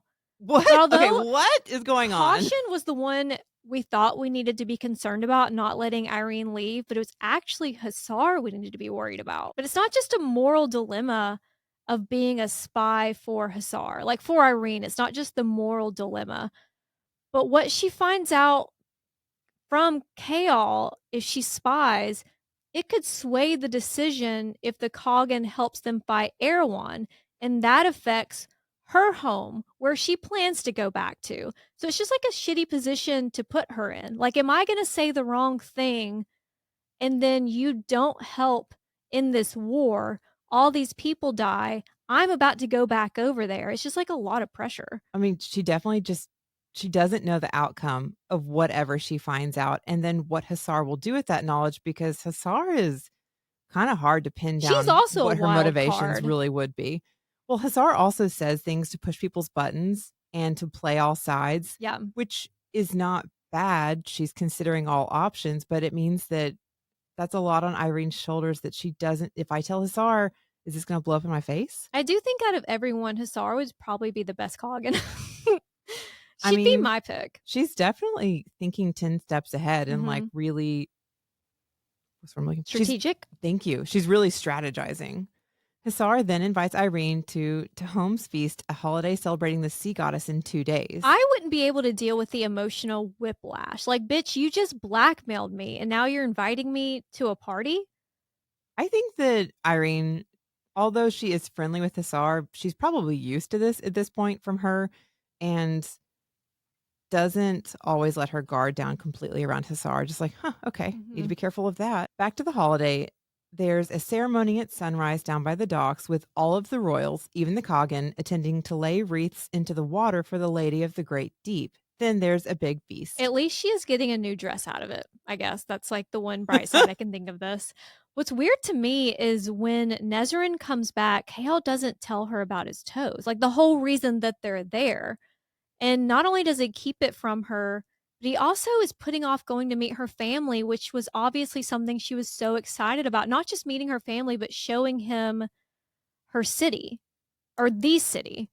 Yeah, the toes, I wonder if he's afraid to tell her because he doesn't wanna give her false hope in case it doesn't go further. Like, maybe he wants to have more progress before he tells her. Like, Nezrin's not a Yeah. healer, so maybe she doesn't realize how big a deal it is, Mhm. and maybe he's waiting until there's more movement to be like, "Look, we're because it's such a small amount of progress, You're so logical technically." because I'm just angry. I know. Well, Kale definitely has a level of comfort with Irene that is different than what he has with Nezrin, and I don't think he's intentionally keeping Nezrin out of things. I think some of it has to do with Irene just being more familiar with the healing aspects in general, easier to talk to her about it with the injury. And Nezrin, because even like the fact that he got on horseback and Nezrin was so excited for him, he doesn't want her to start like getting really Like being like, excited. "Oh my god, this is it. You're healed." Yeah, and like it going from Yeah, there, I like, can see okay, that. how do we plan these next steps? When he's like, I don't know how long it'll be till I get to the next steps in our Yeah. plan. I could see some of that, and also just not wanting to take away from her day with her family. Kale tugs Nezrin down to kiss her, but there's no heat in it. There's more feeling in his toes than in that kiss. But Um, I've never really gotten even when they were hooking up, which we didn't get to see because it was, like, off camera, I never felt passionate. exactly. Not that they couldn't be passionate, but the chemistry is it true chemistry between us? Is it a good friendship where we had fun and we've forgotten that it wasn't necessarily about the Or were we just passion? always in the same place at the same time, so we started fucking? Were we both single and that just worked out? Well, Nezrin has always been a backup for Kale. Mhm. Like, she's always been this, like, his second what am I trying to think of? Where he, like if his first I choice. mean, she's his plan B. Yeah, and now it's like, is she gonna have to become that for Irene? That's a shitty I position, you appreciate know? that Nezrin is very like, "No, I'm good." Yeah. In Kale's mind, there's no telling what he's actually thinking. I don't think he would intentionally be cruel, but the reality is he made promises to her and, maybe you shouldn't have. But there was Yeah. nothing else to distract him from her at the time, I guess. Kale plans to ask for a private audience with the Coggin at dinner tonight, again. But the Coggin and his wife are not at dinner again. Kale wakes at dawn, and for once, he's in a good mood. He wheels himself into the courtyard and mounts his And horse. Shin's like, "You go, girl." Shin is always like, "You're doing great, sweetie." I do love that, like, Shen is just like a quiet, like, helpful presence, but Yeah. each time it's starting to mean more and more to Kale, and I do appreciate the subtleties of that being written in. Yeah, he's able to, like, look at the guards more, to appreciate them, like, they're because 'cause they're very sensitive to his Mhm. pride, and so, like, they'll help him when they need to, but they don't say anything, and they immediately back off.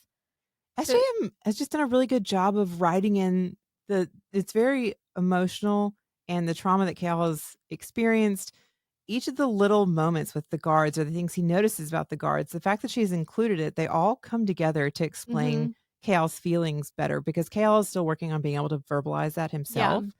But I do love just the little nuances. Yeah, that it's so, like, with him and the guards, but then even picking up on, like, Nezrin is not wearing her guard's uniform, like, when they first got there, her accent's getting slightly thicker. Like, I love little things like that. Nezrin seems very calm and relaxed, Mhm. like her whole demeanor is different. Kale waits for over an hour before he rides up to the Torre when he's greeted by Can guards. I don't know how to say this, I feel like I'm gonna say this wrong. I don't love that Kale had to make progress physically to turn his mood around, or not just his mood, but to turn his outlook and his energy around. Like that it wasn't until he could move his toes that he could like see the good in the city and like remember the guards back home. And like, do you know what I'm saying? I just don't understand. Like, I'll never understand what someone would be going through, what he's going through, like emotionally in that situation. Mhm. But does it cheapen his character development or, like, the development of his inner strength in any way that he has or not cheapen, but does it take away from the progress? Like, it's a very realistic reaction and response to the situation. Like, of course, Kale's been resentful and he's sensitive, and of course, he's excited to have made progress, and it's a fantasy book, so obviously there's a magical solution. I'm just genuinely curious what other people think. Like, if you liked that Kale started to have progress and that everything started to get better for him, or if you thought that he should have made a little more progress without the physical side. You know what I'm saying? I would also add, from my perspective, just that Kale was paying attention to the guards at all times. His mood has been changing and adjusting before he started to move his toes. You know, like, he was talking to Irene, he was actually, like, hearing her with what she was saying about what happened Mhm. to her mom, and he was paying attention to the guards before and noting that they actually looked people in the eyes and smiled. He's watching their demeanors, and he's Mhm. paying more attention, and I do think all that happened before the physical changes, but also his emotions and his physical changes are both so closely linked with the magical injury that he although we're, like, seeing his toes move, in order for his toes to be able to move, he had to have made emotional progress. Yeah. So I do think that the mood being elevated is I'm sure having his toes move greatly helps, but I Mhm. don't think it is just because of his toes. I think again, Irene had to help him to get, I don't know, a starting point to fight back against the darkness that's in him Mhm. emotionally, and that is also uplifting because he is getting to a point where he's able, like, internally to stand up for himself and push back. No, that makes So, sense. I personally would have yeah, liked to have seen a little more development in his inner strength. right, and we would definitely have liked to have seen him have those emotional changes before any kind of physical changes But it does make the happened. way it's happening does make sense. I think in anybody else, it wouldn't be great that he couldn't have tried to find a way to accept where he was at this moment if it wasn't for the fact that his emotions are tied so closely to the injury, like, Mhm. because of magic. Or that he has so much more to offer than what he can do physically. And he and Irene also are talking more, so he is excited, I'm sure, that his toes are moving, but they were having a heart to heart on that bed before Irene noticed his toes are moving. Mhm. So already there were things helping him to heal, I guess, as well, if that makes Yeah. sense. I feel like I just said the same thing several times, but No, that makes sense. Sometimes you have to say the same thing to me several times before I get it. I do hear what you're saying because, like, again, some of that does seem also to be the case. Kale learns from Hafiza that Irene is abed, still drained from healing him the day before, like literally had to be carried up the stairs. Kale cringes. He knew magic use would affect her, but I think he underestimated just how much the cost was, specifically against like going up against what she was going up against. Kale offers to escort Hafiza, then return to the palace. And you know who I think I'm this whole time who I've been picturing for Hafiza? Mother Teresa. Actually, me too, because he talks Yeah, about her white eyebrows. in her very wrinkly face. They talk about just the calm around her, the Mhm. calm confidence that she exudes. Like, she's very comforting.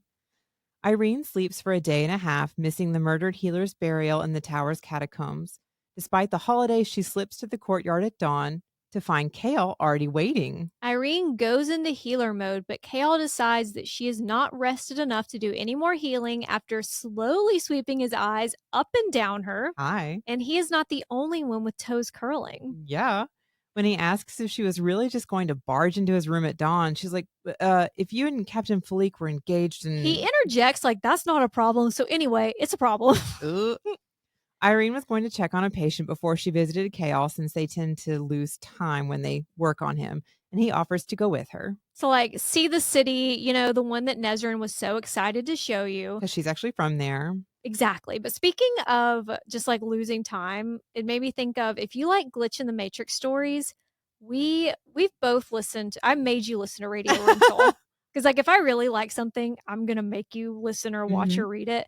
But there was this one episode, I think we even listened to it together. But this couple is like watching a movie and eating takeout. Then all of a sudden, like they're sitting naked at the foot of their bed in the dark.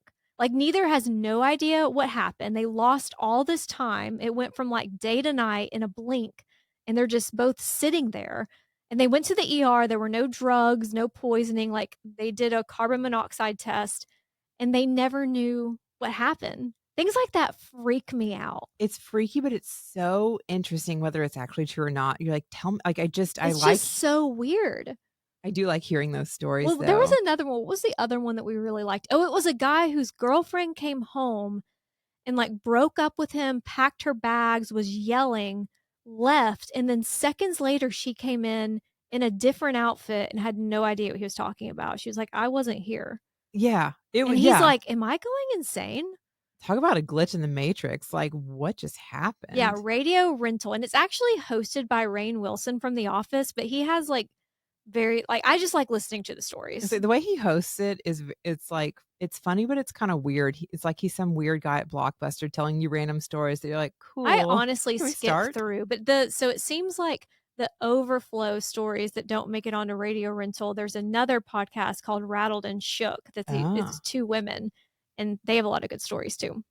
Irene shows Kale exercises he can do on the horse, ones she's developed while treating a young warrior in the steppes where the Coggins people are originally from. The first Kagan conquered the continent with only 100,000 men.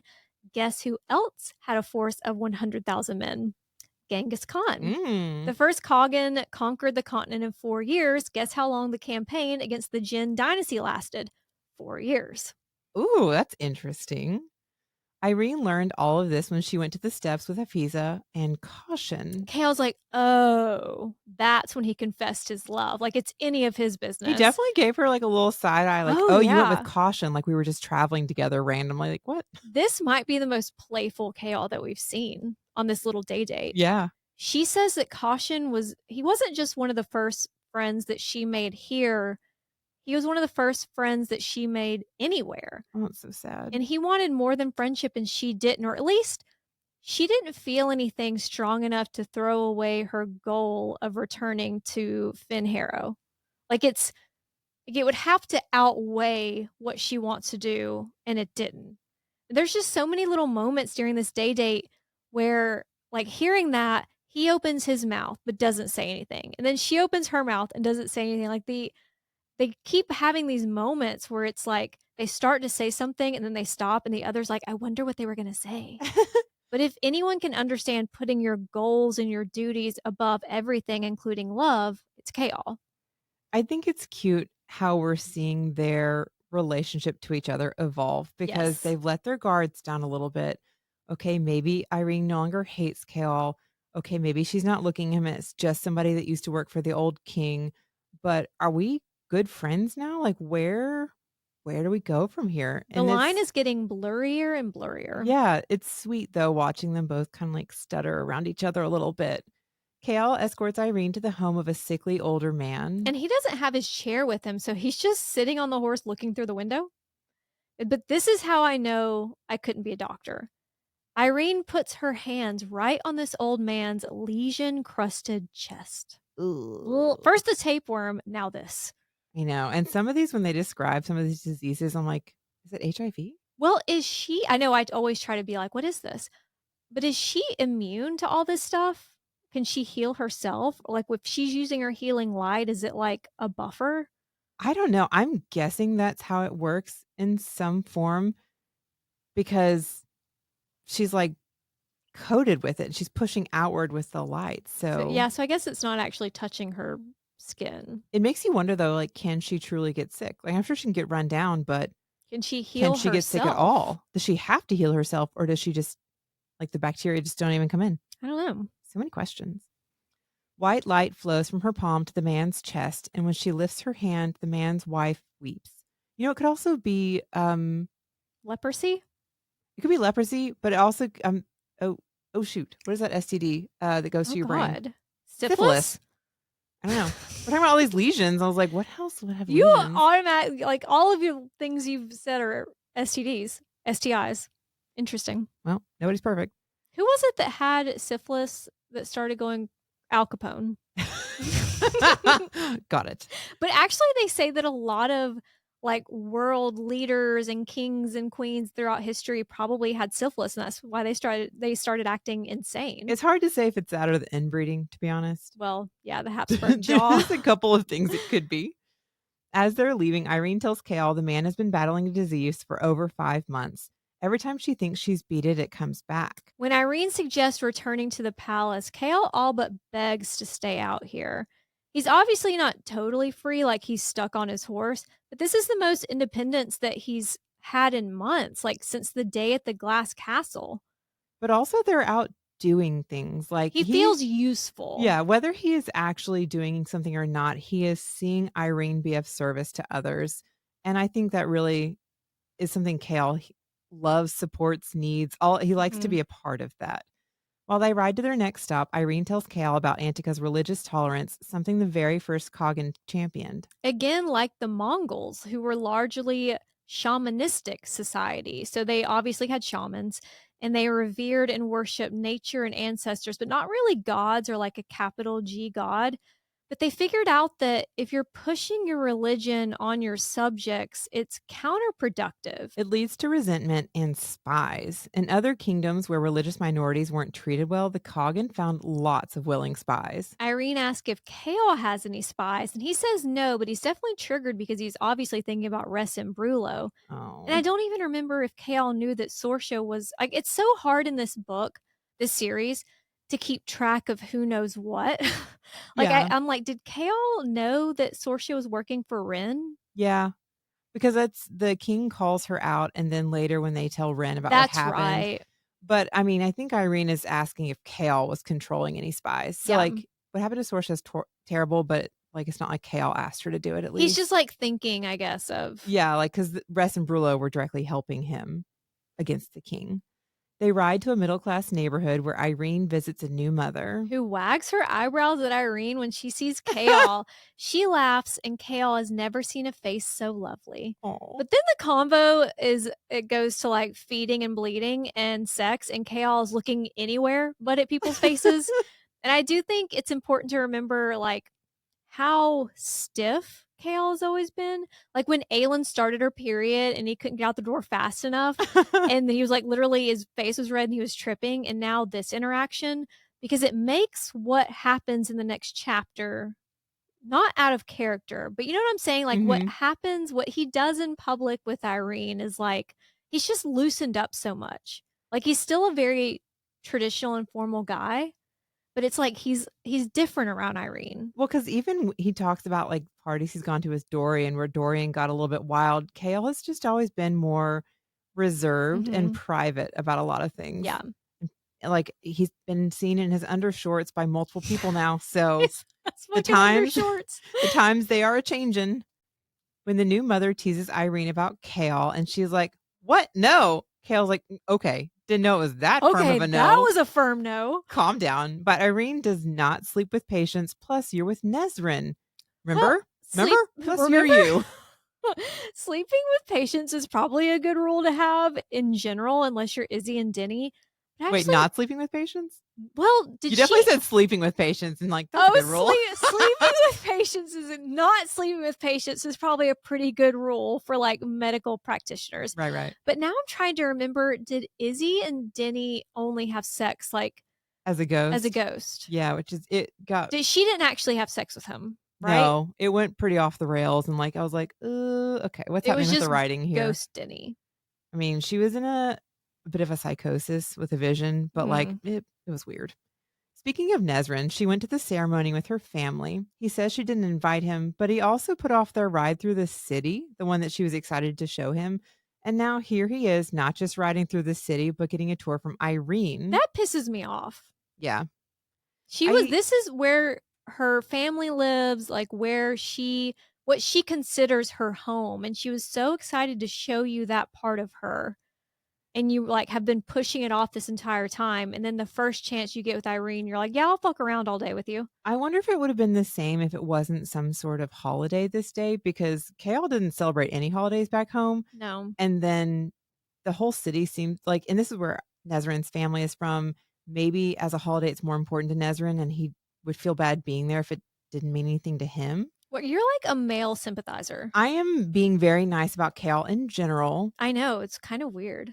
I know. Well, now that I'm having a reread, I can be more understanding because I'm not so annoyed with him. He didn't wanna take away from, like, that special day with her family. Right. Well, because he would be an outsider. Yeah. Like, he doesn't know these gods. They don't mean anything to him. And whether her I don't give a family, fuck about these ducks. yeah, well, I mean, maybe her family doesn't care that much about the gods either, but it's clearly such a ritual for the whole area Yeah. to celebrate that he would be kind of like an interloper. I have a side tangent.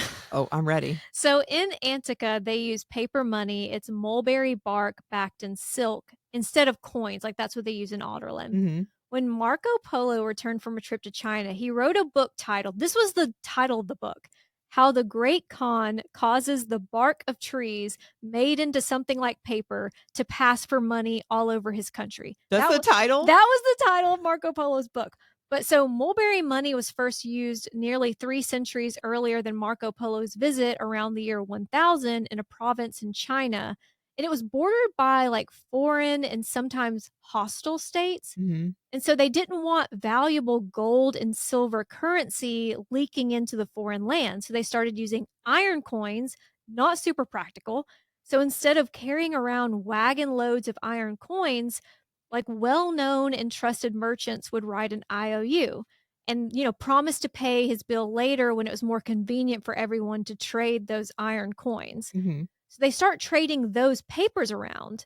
So like if you wrote an IOU, it was possible it just kept getting passed around and you never had to pay it. Like it was interest free and you Oh. never had to pay it. The government wanted that interest for themselves, obviously. So it became the government, like instead of personal IOUs, it became the government's IOUs that were being circulated and then never redeemed. And that evolved into modern currency. I just thought that was interesting because when she said it's mulberry bark backed with silk, I was like, I bet that's based on something Yeah. specific. I mean, it's kind of wild how things came about from that, because if Yeah. you think about all the money people allegedly have, there's not actually enough real gold or silver to make up Mhm. the money that people have. Well, and you like so you write an I write an IOU to you, and then you owe someone else money. You keep passing it off, and it just keeps getting traded, and then it becomes currency. I mean, people are still trading with it, so, like, it clearly works, Yeah. and it grows from there. That's pretty cool. As they ride through the clean and safe streets of Antica, Irene asks if they could ever have a place like this on their continent, like Eelway cities were before the invasion. Kael thinks of Nehemia, the princess who lived in those cities, who loved her people. Then he thinks of a conversation that he had with Adian. I think it was Heir of Fire. And Adian was wondering what people on other continents thought of them. And Kale hopes that he has the chance to tell Adian about Antica one day. And he hopes he has a chance to tell Dorian about everything he's learned to help rebuild his kingdom into something like this.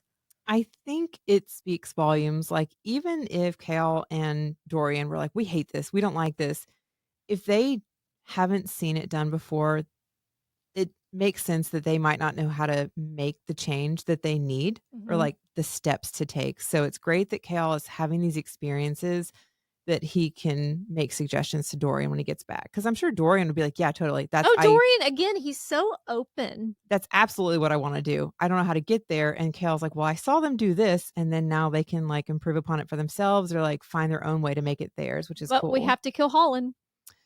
You know, Sacrifices must be something made. that sounds real off about Holland. It really does, and we don't find out that much about Holland or Dorian's mother. Yeah. So I'm The like, is Holland part Vogue? I was about to give some spoilers. Let's come back to this at the end Circle of back. our tandem read because Okay. I have thoughts. None of this happens if they lose the war, though. If Chaol leaves the southern continent without any army to challenge Erewhon, Which they'll is so never have a much. future like this. Yeah, he'll never talk to Dorian or Aedion about it. Won't matter. None of this will matter. And it's just that is a lot of pressure. Hmm. And as he starts to spiral, Irene notes how much Chaol loves his people and admits even the people of Finharrow were not blameless with their actions this past decade, which is like a huge thing for her to admit and say. Well, and I mean, I may not have understood some of her forgiveness as much when I read this the first time around, but like even now with the political landscape, there are things that are happening that we completely disagree with and it's out of our control. Mm-hmm. But from an outside perspective, do other countries see that? Or are they just like, puh, all Americans, Yeah. like, because that's kind of how she first addresses Chaol. Mm-hmm. He's like, hold on a second. There's more to it than that. So she's come a long way, even in just giving him some grace. There's a TikTok trend that is like, if you're a European or from anywhere else, how do you spot an American? And everyone cites the American lean. The lean. The Okay. lean. I don't know why my voice just broke. The American lean, which, like, if you show a group of people waiting in line for something, the Americans are leaning. They're leaning up against something, they're leaning onto one foot. And it's so bad that something I read said that when they were sending American spies out, they had to teach them not to lean because it was a dead giveaway. The way we shift our weight onto one foot is like very American. I just At thought that was first, I'm like, interesting. why? But you know what? We drive so many places. A lot of us don't have like We don't walk as subways. much. Yeah, like we don't walk as much. The public transit is not nearly the same in most American cities. So we're not used to standing in line for trains or Mhm. standing on a subway or any of, some cities are, but the majority aren't. So I could see that. We're like, why are we still standing? I'm hot. I'm I know. tired. And everybody's like, you guys are so entitled. I get that. Back at the palace, Irene and Chaol part to get ready for tonight's feast. When Nezra notices the color on Chaol's face and he tells her about his day, she doesn't seem upset. Nezrin is unbothered, Hmm. but it's also not a good sign. Yeah. Like, you should probably be bothered, Yeah. but even if you take the romance out of it, which they kind of already have, but as a friend, it would bother me. Like, as someone who came here, left my family who's now on the run for you, it would bother me that I've been asking this entire time, like, "When can I show you the city? When can I, in like, you know, introduce you to my family?" Yeah. And now here you are sunburned because men can't wear sunscreen. Well, and it wasn't Kale's original plan to go out and do this without her. Things just kind of happened. So I guess maybe Nezrin can see the bigger picture that she knows Kale wouldn't intentionally have cruelly left out her offer. I don't know. It's just when it's like, okay, we're not gonna do any healing today. He could have ridden that horse to find Yeah, to go Nezrin, meet up with them. But Yeah. he made a decision. Decision. That's so true. When Kale and Nezrin reach the Great Hall, they're told that Coggin and his wife won't be joining them tonight by Duva. And when the Coggin is away, Mm. Irene walks into the Great Hall, her smile different from the genuine one that Kale witnessed earlier. it's so obvious when you go back and you do a reread of Tower of Dawn. When Nezrin comes out in her little jacket, Kale's inner dialogue is like, Nezrin is wearing a jacket. When Irene walks out, he's looking at the cut of the dress, the bodice, how slim her waist is, how her hips flare, how other assets on her and him swell. It's just very different. And I don't think Kale has recognized the difference yet for sure. Kale is not the only one that's taking notice either. Half of the heads in the room have turned toward Irene, including Caution. Hasara walks right up to Nezrin and tells her to move. She's decided it's time for some musical chairs to spice things up. So Nezrin joins Sartak and Hasar seats Irene next to Kale. This Kale is in this moment is already so I know Irene better than anyone. Like he's looking at her, he's like, that's not her real smile. That's not how she eats. I've seen her eat. Like, yeah, the way that I eat Taco Bell hunched over my sink is not the way that I eat at a sit-down dinner at a grand hall.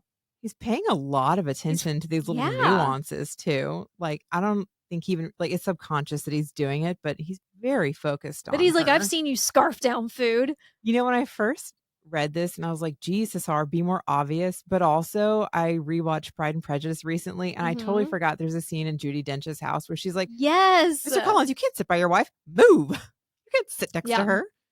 So I guess it's not that out of the ordinary that you try to split up a party so there's more socializing. Mhm. Knowing eyes and ears are on them, Kale and Irene keep their convo neutral. When he asks about the next self defense lesson, she tells him it'll be 2 weeks because the healers have exams.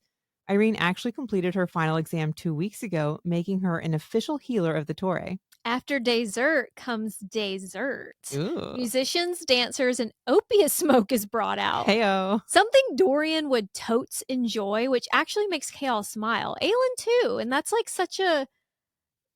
progress for him to think of Aelin in a positive Yeah, it's way. like a fondness. I would like to add that Adian would have so much fun at this party. Oh He would my be God. such a popular boy. I mean, just the fact that Argan has 2 people around him, Oh, Adian would yeah. have been Oh like, my "Who else wants god. to sit in daddy's lap?" You know? It's also important to note that Duva leaves the party early, saying that the smoke is bad for the baby. She's already one step ahead of my mom, number Oh. one. But two, that's actually important. Yep.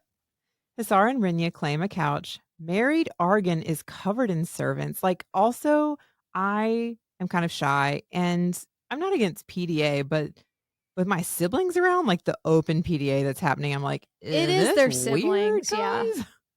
But yeah, Argan is covered in servants despite being married, and Sartak invites Nezrin to sit with him in a pair of chairs at the back of the room. Which is so much more her speed.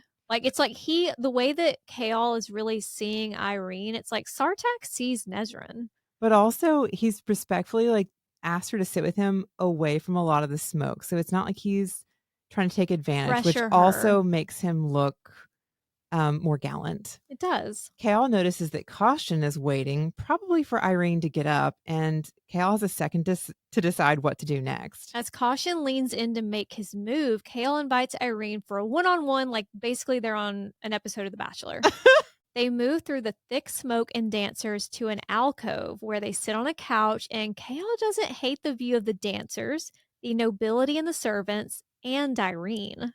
She answers his unspoken question of consent, saying the servants aren't forced to participate. Which is great, but there's obviously still a power imbalance. Yeah. Like that's there it's never going to be 100% consensual if there's a power And imbalance. Irene definitely agrees. She's like, yeah, the consent is still not a clear consent.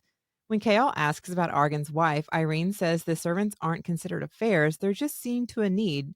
It might as well be giving a bath. Kale's well aware of how baths work here, but he's a monogamous guy. Like, even with Kodge's nipples in his face, he's not going to act on that.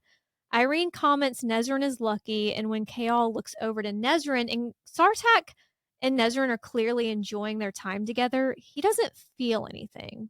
My problem is you can't help yourself if you fall out of love, but say something. Well, Like, like, say something to her about, "Hey, this is clearly not working with us there have romantically." been multiple times where he's not ready to make a move or like make something more happen. And when he pulls her down for a kiss earlier and there's no heat, I'm like, maybe you need to have a more open conversation with her. Yeah. Especially after you notice yourself staring at Irene's boobs and hips. Like, Mhm. just The swells. discuss with Nezrin. Like, the plans might change. He's too, like, in his feels about how he made this promise to her, though, and he didn't wanna lie to her. He's loyal to a fault. Like, he's loyal to an annoying degree. Like, he would get married to someone just because he said he would and be miserable for the rest of his life. Just because that's like the honorable thing to do. Yeah, I could definitely see that. Using flirting as their cover, Irene tells Kale about her conversation with Hassar, that Dorian and Aelin are unaccounted for, and that she has to take information back to Hassar, who is essentially blackmailing her. Hence the new seating arrangement, which again, she wasn't super subtle about. No. Thinking that it's absolute last place she'd ever go because of her history with Rolf, Kale tells Irene that Aelin is going to Skull's Bay. He is so Not stupid, but it's just funny that he in his head is like, "Okay, I have to tell her the last place that Aelin would ever go, Skulls Bay, which is where Aelin is on the way." I know, I just at one point, he's like, "I wouldn't lie to you, I would tell you." So then why does it matter if it's the last place you would go or not? That's true. I love, though, that Chaol also looks back at Nezrin because he's there is this pretend, but not really pretend flirting going on with Irene, and he looks back like, "Oh god, Nezrin must be devastated right now because that was just, like, very intense." And Nezrin's just unbothered. I actually really do love that about Kale because he is caring enough to pay attention. How many times have I dated somebody that said something too flirty? I'm like, "That was really flirty. What are you doing?" And they're like, Mhm. "What are you talking about?" And just, like, gaslighting me, and Kale's actually making an effort to pay attention and be kind of respectful. I mean, after the fact, but yeah. I mean, yeah, things I mean, there's a little things get away from him a little bit. Caution, on the other hand, is not unbothered. Kale reads the words Skulls Bay. I just picture her like whispering over there, but he reads it on Irene's lips as she passes the not so fake info to Hazar, who smiles, then summons a guard to take Irene back to the Torre. Kale and Nezrin return to their Am I suite. misinterpreting this scene or is Kale trying to fuck tonight? He like It's like he puts it out there, he takes her hand, and then she reads something in his eyes, and that's when she's like, I am needed elsewhere than the palace." I did not get that. I got that he felt guilty over enjoying Irene's attentions a little bit too much, Okay. and the fact that he, again, went out riding in the city and didn't see Nezrin's family, and he's been really bad about asking Nezrin questions about herself, Mhm. and I feel like because he felt guilty for being too interested in Irene, he was like, "Ooh, I need to talk to Nezrin about herself. I need her to not feel like I just have forgotten and neglected her." Which is coming from a good place, Mhm. but it's shitty. The only reason you're asking about her is out of guilt. At least he's aware enough to realize he's not been good at, like, being considerate. Once they're in his bedroom, Kale objects to Nezrin leaving, saying that he needs her here. She tells him what Sartak said about the Rukin possibly having encountered the Volg before, so she wants to go with Sartak, not just for answers, but maybe she can convince him to join their cause, or at least sway his father. Or maybe she's just like needs to spread her wings and fly on her own. Kale suggests that they wait until the morning to make any decisions. And again, like you said, out of guilt more than genuine interest, he asks about her family and about the celebration today. I mean, they really haven't had a lot of time to sit and discuss how things are going, like the whole mission and reason that they're here. But also because he's feeling guilty, it feels like he's making an effort to take more of an interest, Mhm. which feels false, and I think Yeah. Nezrin can see some of it, but she's just like, "Whatever, I mean, I'll Okay. still talk about them." So she still sits on the bed and tells him about the ceremony and her cousins, about her aunt and uncle, and she's still talking as he falls asleep. Thanks. You finally ask about my family and you fall asleep, you piece of shit. God. There are just a lot of like Tower of Dawn overall is a lot slower than the other books. But it's more subtle, like, there are a lot of shifts in these chapters, even if it didn't seem like that much happened, like, there's a shift in perceptions, like, Irene is finally starting to see Chaol as more than a representative of a kingdom who killed her mother, and he's opened up to her, and he's gonna continue opening up really more than we've seen him opening up to anyone, including Dorian and Aelin, and there are shifts in relationships, like, as that bond is forming between Irene and Chaol, the relationship or situationship, whatever you want to call it, between Chaol and Nezrin, it becomes even more strained and more obvious that they're going in different directions. And like I said, the signs are there. She's not wearing her uniform. Her accent's getting thicker. She's really about like Nezrin is about to blossom as she goes on her side quest and really like give us main character energy finally. So they're both growing, like, Kale and Nezrin are both growing, but they're also growing apart, which is okay, like, sometimes you outgrow a relationship, but it's just I I am enjoying Tower of Dawn and, like, appreciating it more in this reread. I appreciate part of doing the tandem is so that we do have some fast-paced scenes to, like, break up some of these. Right, I am saying I am appreciating that we're not getting it all in one Yeah, but book. also, like, there's new people he's meeting, so things do have to go a bit slower so that these relationships can develop so that the things that happen later in the story make sense. Right. So although it does seem like these weren't big chapters with a whole lot going on, like we need to be able to understand how basically how Irene can change her mind about Kale. Mhm. If Kale does get healed, how is this healing really helping him? How is he evolving as a person? Because we've been watching him for several books now. So Mhm. he can't just suddenly turn a corner and have learned a lesson. We need Right. to understand how or why he got there. And I do, let's say, appreciate again, I do like how well developed that is. Mhm. We will continue this tandem read next week with Empire of Storms, chapter 24 through 28, and Tower of Dawn, chapters 22 through 24. Thank y'all so much for the ratings and reviews. Speaking of appreciating shit, we really, really appreciate them. Thanks, y'all.